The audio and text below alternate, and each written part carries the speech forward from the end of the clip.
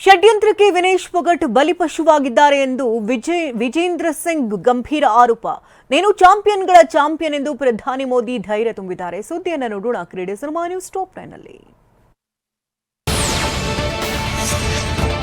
ಭಾರತಕ್ಕೆ Paris Olympics 2024 ಕ್ರೀಡಾಕೂಟದಲ್ಲಿ ಮಹಾ ಆಘಾತವಾಗಿದೆ. ಕೇವಲ 100 ಗ್ರಾಂ ತೂಕ ಭಾರತದ ಕುಸ್ತಿಪಟು ವಿನೇಶ್ ಫೋಗಟ್ ಚಿನ್ನದ ಪದಕದ ಆಸೆಯನ್ನೇ ಕಸಿದು ಬಿಟ್ಟಿದೆ.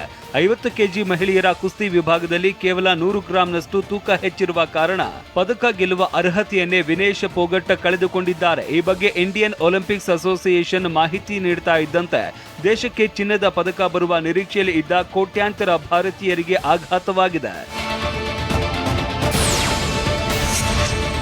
ಪ್ಯಾರಿಸ್ ಒಲಿಂಪಿಕ್ಸ್ನಲ್ಲಿ ಮಹಿಳಾ ಕುಸ್ತಿ ವಿಭಾಗದ ಫೈನಲ್ನಲ್ಲಿ ಅನರ್ಹಗೊಂಡ ವಿಚಾರ ಕೇಳಿ ಆಘಾತಕ್ಕೊಳಗಾದ ವಿನೇಶ್ ಫೋಗಟ್ ನಿಂತಲ್ಲೇ ಪ್ರಜ್ಞೆ ತಪ್ಪಿ ಬಿದ್ದಿದ್ದಾರೆ. ಕೂಡಲೇ ಆಸ್ಪತ್ರೆಗೆ ದಾಖಲಿಸಲಾಗಿದ್ದು ಡಿಹೈಡ್ರೇಷನ್ ಸಮಸ್ಯೆಯಿಂದ ಕುಸಿದಿದ್ದಾಗಿ ವೈದ್ಯರು ತಿಳಿಸಿದ್ದಾರೆ. ಬಳಿಕ ಇಂಡಿಯನ್ ಒಲಿಂಪಿಕ್ಸ್ ಅಸೋಸಿಯೇಷನ್ನ ಅಧ್ಯಕ್ಷೆ ಪಿಟಿ ಉಷಾ ಆಸ್ಪತ್ರೆಗೆ ಭೇಟಿ ನೀಡಿ ವಿನೇಶ್ ಆರೋಗ್ಯ ವಿಚಾರಿಸಿ ಧೈರ್ಯ ತುಂಬಿದ್ದಾರೆ.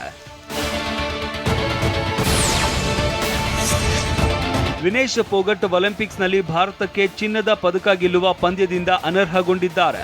ಭಾರತದ ವಿರುದ್ಧ ಮಾಡಲಾದ ಈ ಷಡ್ಯಂತ್ರಕ್ಕೆ ವಿನೇಶ್ ಫೋಗಟ್ ಬಲಿಪಶು ಆಗಿದ್ದಾರೆ ಅಂತ ಭಾರತದ ಬಾಕ್ಸರ್ ವಿಜೇಂದ್ರ ಸಿಂಗ್ ಗಂಭೀರ ಆರೋಪ ಮಾಡಿದ್ದಾರೆ.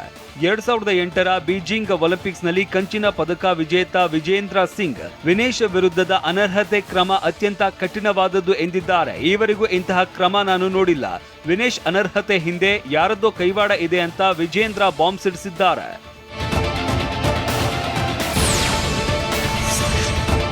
ಒಲಿಂಪಿಕ್ಸ್ನಿಂದ ವಿನೇಶ್ ಫೋಗಟ್ ಅನರ್ಹಗೊಂಡ ಬಗ್ಗೆ ಪ್ರಧಾನಿ ಮೋದಿ ಆಘಾತ ವ್ಯಕ್ತಪಡಿಸಿದ್ದಾರೆ. ಟ್ವೀಟ್ ಮಾಡಿದ ಮೋದಿ, ವಿನೇಶ್ ನೀನು ಚಾಂಪಿಯನ್ಗಳ ಚಾಂಪಿಯನ್ ಅಂತ ಧೈರ್ಯ ತುಂಬಿದ್ದಾರೆ. ಮತ್ತೊಂದೆಡೆ ವಿನೇಶ್ ಎದೆಗುಂದುವವರಲ್ಲ, ಇನ್ನಷ್ಟು ಬಲಿಷ್ಠರಾಗಿ ಮರಳಿ ಬರುವ ವಿಶ್ವಾಸ ಇದೆ. ನೀವು ಸದಾ ದೇಶವೇ ಹೆಮ್ಮೆ ಪಡುವಂತೆ ಮಾಡಿದ್ದೀರಿ. ಇಡೀ ದೇಶ ನಿಮ್ಮ ಶಕ್ತಿಯಾಗಿ ನಿಂತಿದೆ ಅಂತ ವಿಪಕ್ಷ ನಾಯಕ ರಾಹುಲ್ ಗಾಂಧಿ ಟ್ವೀಟ್ ಮಾಡಿದ್ದಾರೆ. ಫೈನಲ್ಸ್ನಿಂದ ಕುಸ್ತಿಪಟು ವಿನೇಶ್ ಫೋಗಟ್ ಅವರನ್ನ ಅನರ್ಹಗೊಳಿಸಿರೋದು ಷಡ್ಯಂತ್ರ. ಕ್ರೀಡಾ ಇತಿಹಾಸದಲ್ಲೇ ಇದೊಂದು ಕಪ್ಪು ದಿನ.